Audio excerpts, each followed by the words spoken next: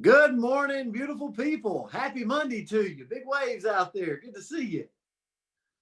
Yes, yes, yes. Special week this week. Merry Christmas, everybody. Merry Christmas.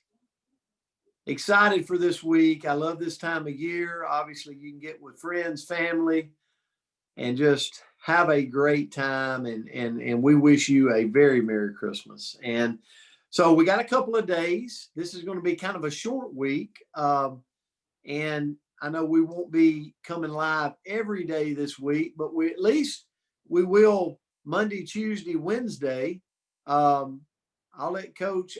I think Thursday, Friday, we decided to be off on the coach's corner and have Monday, Tuesday, Wednesday where we spend time with each other, and um, so I'm excited about that. But today, as you're tuning in, maybe you're watching in on Facebook, but please, please let us know where you're tuning in from and look around. Look around at where the community is all over the world that tunes into the Coach's Corner. And this morning, we want to start off the week, and I really thank Coach for this, but what makes a great leader? That's the question this morning. What makes a great leader? And I want to share a few thoughts with you, but I really want to give Coach the majority of the floor this morning because Coach Myra Miles has had an awesome career in being around tremendous leaders. Not only is she a tremendous leader, but she's been able to witness a lot of tremendous leaders in her career. And she's also been able to be around some of the most influential speakers around the world that are tremendous leaders. And so, really excited after I looked at her notes for her to share with you her thoughts of what makes a great leader because she's been able to live a life of being around that. So, I'll tell you my thoughts. What makes a great leader? To me, based off my 45 years of living, great leaders don't set out to be great leaders. You know, they set out to make a difference. If you really talk to any great leader, I'll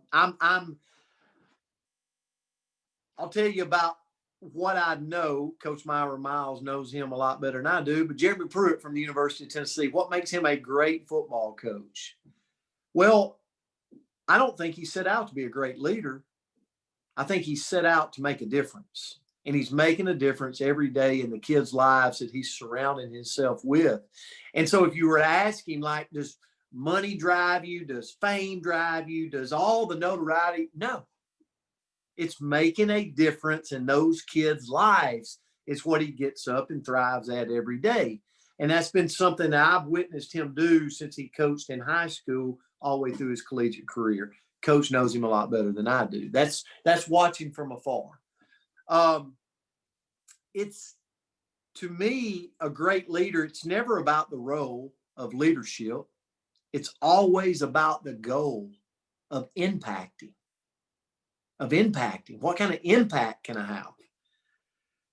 The best leaders I've had the privilege to work with over the years, and the leaders really who I admire the most from afar, they all share similar qualities. And I wrote these 4 qualities down.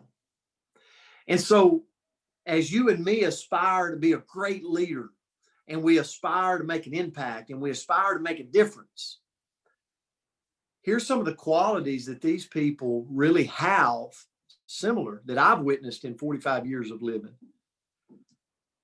They know how and when to follow. So let me put this in perspective. Great leaders are like shepherds.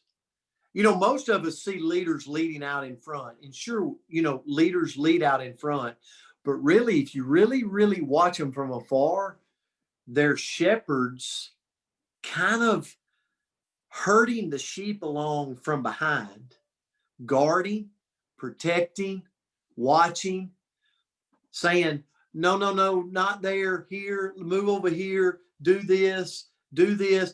When everyone else is asleep, they're guarding the pack. That's a great leader. Another quality they all resemble is they know when to shut up and listen. Sorry, just coming at you straight this morning. A great leader that I've witnessed over the years, they all share the same quality. They know when to shut up and listen. They listen to the voices around them so they know where to go. They know how to shepherd. They set aside their ego for the greater good. It's never about them. They set aside they have an ego, but they set it aside for the greater good. And then last, they take pride in sharing a collective vision. See, the leaders I've witnessed over the years that are great at leading, they always take pride in sharing a vision collectively that the team has, that the organization has, that the unit has, and they share that with pride and they wear it. They keep it in their heart, and you can always tell. You can always tell. So, Coach, I'm going to turn it to you because Coach has been around so many more great leaders in her career, and can't wait for you to hear from her. Well, I want to follow up by just saying thank you, Brent, for being a tremendous leader to us all. I mean, we all know that, and we appreciate what you do. Some of you are a little more connected with him in the business that he leads. I don't get to work as closely as I want to and as I will, but thank you, Brent. And, so all of you are leaders, my goodness. And I look at Andrea, I really don't know how this company would function without Andrea and Ant. I truly don't. So thank y'all. But I do want to share with you something that these are some traits that I think make a great leader. And I think that they may even surprise you, some of the things that I'm going to say and point out. If you want to be a great leader, you got to be strong, but you have to be willing to be vulnerable. I mean, of the people that you think of that lead you tremendously, are they vulnerable? Or are they just that strong person? If you're lucky, you've been able to see that individual vulnerable. We've got to be strong in our convictions. There's no doubt about that. And passionate about all of our beliefs if we want to be a great leader.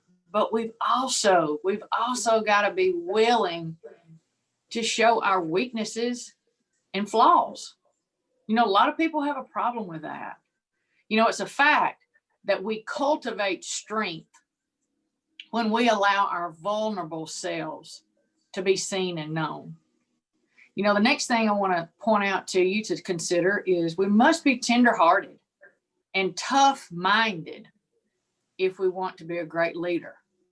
Well, you may say, well, Myra, I don't really understand that. How can I be tenderhearted and tough-minded? Well, I'm going to tell you, a great leader partners a tough mind with a tender heart.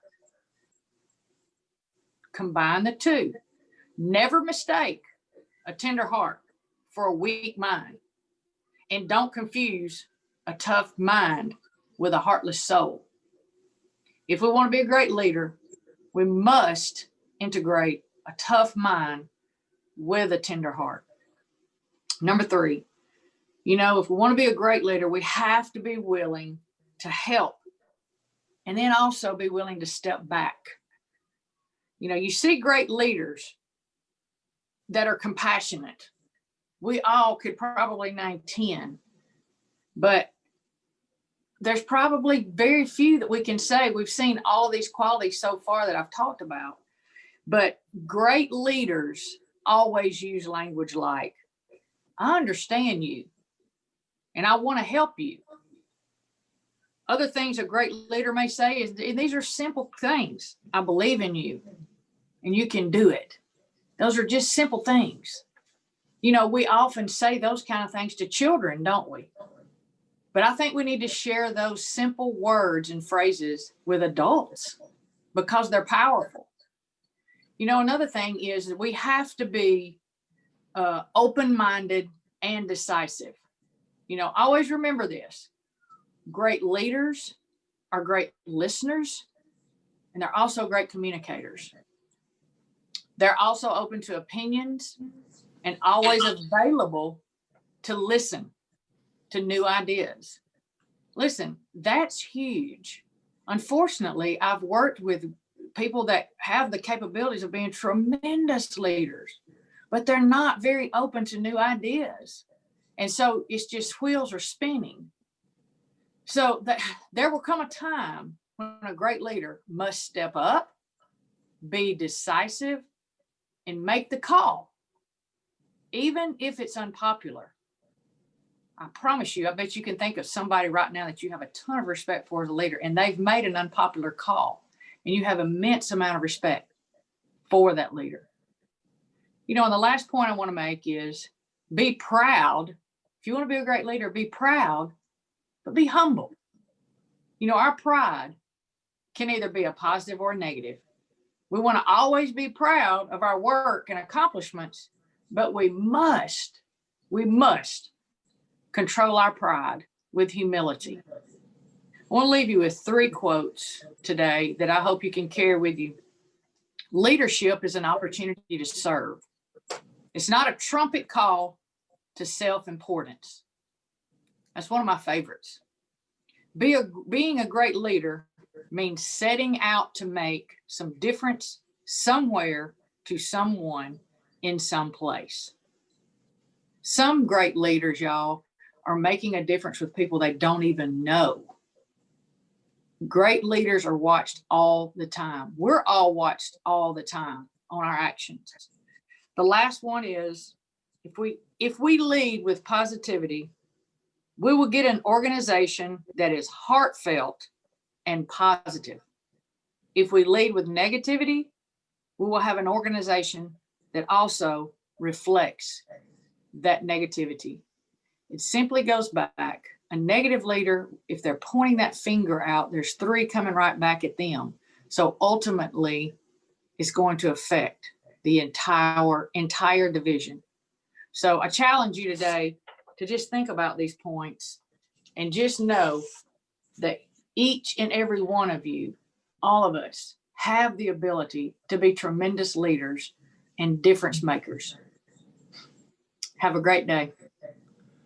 Coach, thank you so much for that. I read your words this morning and I was like, I can't wait for you to share them. So thank you for being the leader that you are to the people all around you every day. So guys, we love you. We appreciate you.